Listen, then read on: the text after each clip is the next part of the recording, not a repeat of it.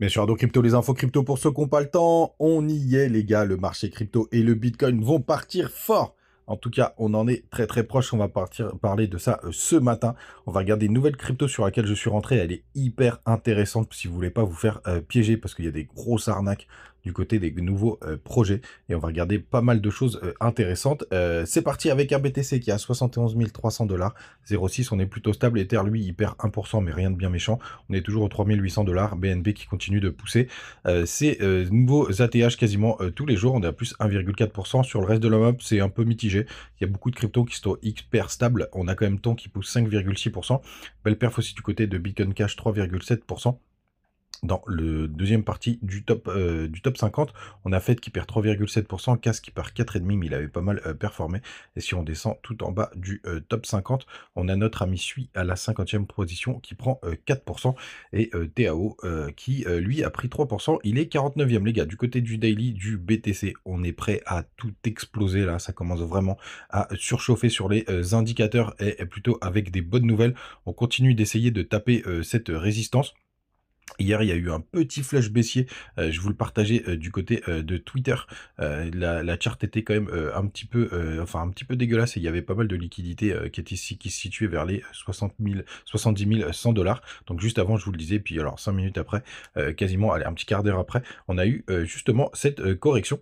Et donc je vous disais, pour moi, c'est suffisant parce que vous voyez, juste ici, on voyait qu'on avait pris le gros cluster de liquidités et qu'il y a quand même pas mal de choses à aller chercher au-dessus des derniers plus hauts, donc au-dessus des 71 400. Pour le coup, et regardez, on est en train de le travailler parfaitement, et ça c'est plutôt chouette, et vous le savez les gars, c'est le dernier signal qu'on attend avant de partir très très fort. Il y a tellement de figures ici, là, vous avez l'ATA séance dont je vous ai parlé hier avec la target qui est juste là, mais vous avez aussi l'épaule, tête, épaule inversée qui peut partir aussi, enfin bref, vous avez le running bottom ici, justement, vous voyez, ça fait une espèce d'arrondi, comme ceci, hop, tac. Ça, c'est un rounding bottom pour le coup. C'est toujours pareil, c'est des targets qui sont complètement ouf. Alors, celle-ci, non, elle est même plus... non, c'est la même. Donc, les 90 000 $ qui pourraient être atteints, à mon avis d'ici la rentrée. C'est après à peu près la target que j'ai en tête. Et vous le savez, à partir du moment où on break l'ATH et qu'on commence à s'installer vraiment au-dessus et qu'on commence à rentrer en price discovery, donc en découverte de prix, c'est hyper bullish pour le marché crypto. C'est le dernier signal qu'on attend. Pour l'instant, le BTC, il reste quand même assez fort. Ce qui serait bien, c'est qu'au break de l'ATH, pourquoi pas, on vienne chercher cette trendline et qu'après, on reparte vers le bas. ETH-BTC, toujours sur sa petite zone de travail. Pour l'instant, il corrige, même jusqu'au 50 au 0,051. Ce serait même une très très bonne nouvelle pour avoir l'explosion d'hier. Hier, on a eu les chiffres du chômage pour le coup et c'était assez boule pour le marché puisque vous voyez, il y a 229 000 demandeurs d'emploi alors que précédemment, il y en avait 221 000 et que le budget en prévoyait 220 000. Et pour le coup, ça c'était une news qui était hyper bullish parce que malheureusement, sur les marchés financiers, on aime avoir des demandeurs d'emploi, on aime le chômage puisque ça veut dire qu'il y a moins d'argent et donc que les gens n'ont plus d'emploi et donc ça fait baisser l'inflation et une bonne nouvelle en tout cas pour ralentir, en tout cas pour pas continuer d'augmenter les taux, même s'il y a pas mal de fausses infos qui tournent de ce côté-là. J'en ferai une vidéo dédiée, ça fait une plombe que je vous le dis. Mais c'est plutôt intéressant. Les gars, n'hésitez pas à nous rejoindre du côté du Telegram. Les news AI, tous les matins, je les partage grâce à ma petite AI que j'ai formée. Donc ça, c'est plutôt cool. Il y a pas mal d'informations, notamment le règlement MiCA qui arrive le 30 juin sur les stablecoins. Pour le coup, pour l'instant, comment ça s'appelle, Binance a dit qu'il conservait l'USDT. Il me tarde de voir ce que ça va donner. Mais ça risque de faire un petit peu de remous, mais surtout rejoignez-nous du côté du Telegram. Le dollar, il est sur une grosse zone de support, hein, vous voyez qu'il n'arrête pas de travailler. Ça me fait...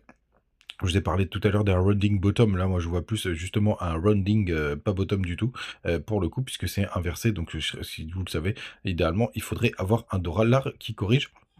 Et je pense qu'à la fin du bull run, on sera au 100 points et ce serait déjà une très très bonne nouvelle. La crypto du jour qui est vraiment hyper intéressante, c'est FLT Fluent pour le coup, qui est vraiment très très très intéressante. Je suis rentré dessus hier puisqu'il y avait eu justement une belle correction juste là.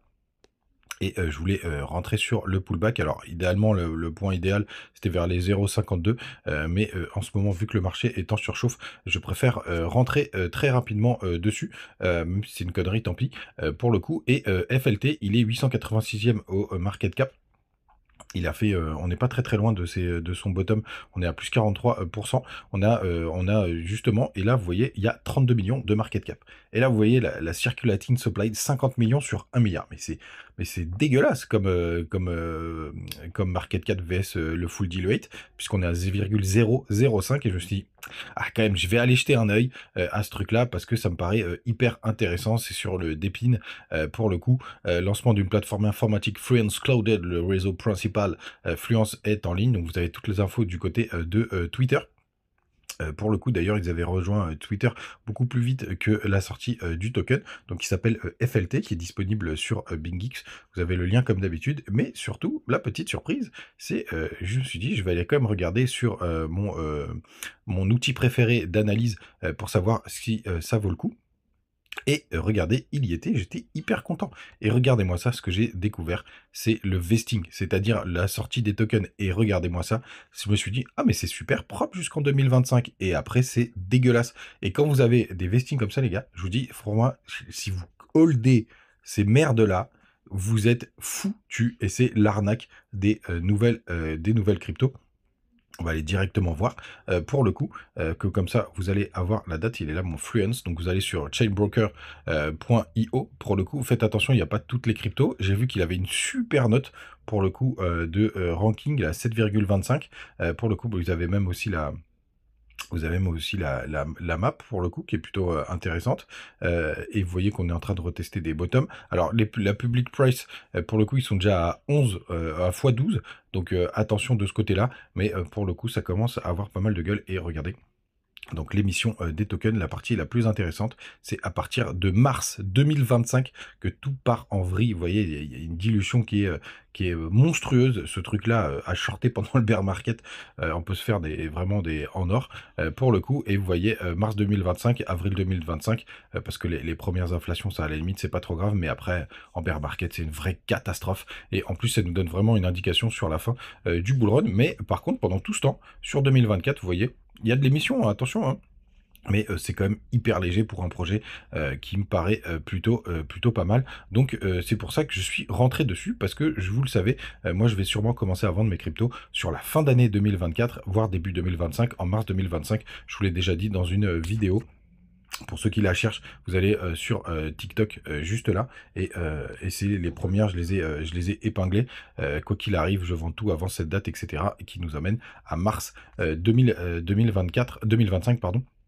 Donc encore un indicateur qui nous donne toutes ces informations. Les gars, vous savez tout, on est proche de tout péter, c'est une très bonne nouvelle.